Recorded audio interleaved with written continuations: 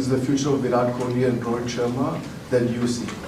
See, I can't talk about the future of any player. It's up to them as well. But yes, what I can say is that they still have the hunger, they still have the passion, they're tough people.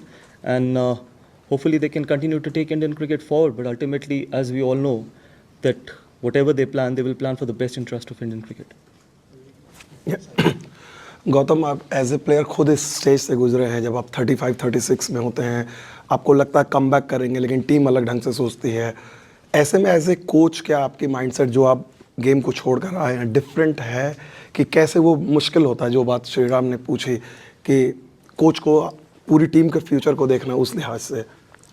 देखिए, पहली बात तो ये है कि हर individual को पता होता है कि उसकी गेम और उसकी हंगर कहाँ पर है.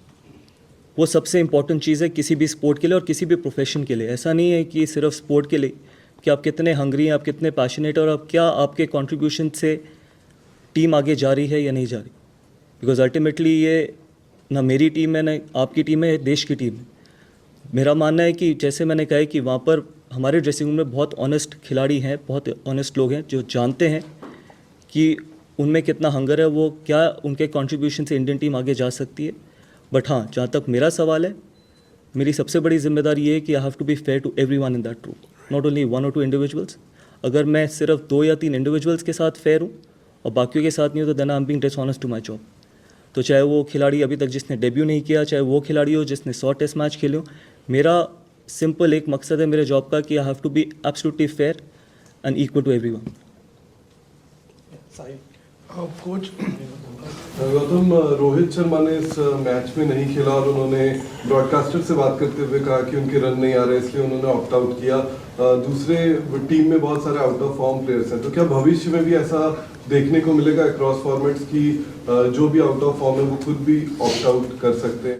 देखिए, पहली चीज़ तो मैं ये कहना चाहूँगा कि इतनी रिपोर्ट्स लिखी गई, इतनी चीज़ें बोली गई, कम से कम हम उस चीज़ में तो थोड़ा बहुत और सेंसिबल हो सकते हैं कि अगर एक कैप्टन भी नहीं है, अगर एक लीडर ने ये सोचा टीम को अपने से आगे रख के ये निर्णय लिया, ये डिसीजन लिया, तो इसमें मुझे नहीं लगता कि कोई खराबी है.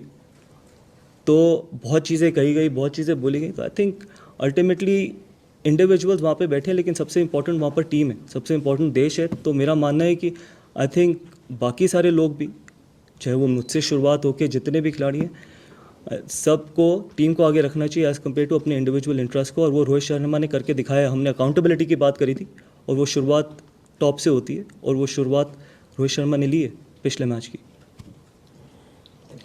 Thank you so much. Thanks. Maintained that a winning dressing room is a very happy dressing room. Last 8 test matches, 7 results haven't gone your way. So as a coach and people who are there with you in the support staff, what is being done to ensure that the dressing room remains happy? Or if you could just dwell upon the conversations you have had with the younger players, the senior players, just to ensure that happiness is still intact even if results aren't going your way. Yes, happiness will always be intact because the reason is that all we can do is try and prepare to the best of our ability, try and be 100% committed on the field, not only on that particular day, every session, every hour, every ball. If we are committed to what we are doing with honesty, I think that should be fine. And more importantly, I've already answered that question, that to keep the dressing room happy, I have to be absolutely honest and equal and fair to everyone in that dressing room.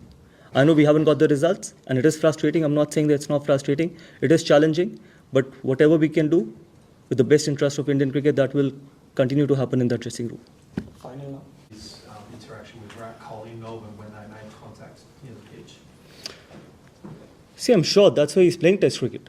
But obviously, Test cricket is all about improving every day. And sometimes you can't just go out there and keep smashing from ball one. You've got to respect red ball cricket as well. And hopefully, he's going to learn from these experiences. And when you're playing against high quality attack like India, this will be a great learning from him for him going forward. And when Kohli made contact with